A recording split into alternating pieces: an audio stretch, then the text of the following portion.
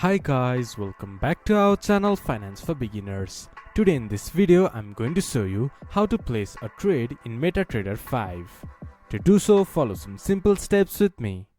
First of all, open your MetaTrader 5 application, then this type of interface will appear in your screen once you have logged into your account. From here, click to Tools from the top menu bar.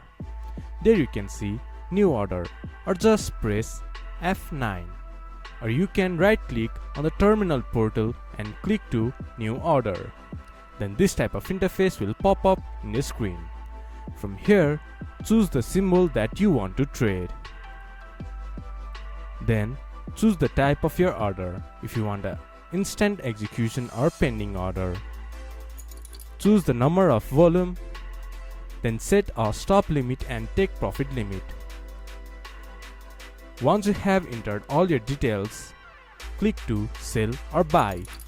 This is how you can place a trade in MetaTrader 5. This much for today's video. If you guys find our video helpful, please leave a like and comment. And do not forget to subscribe our channel and hit the bell icon. I'll see you guys again in our next video. Thank you for watching.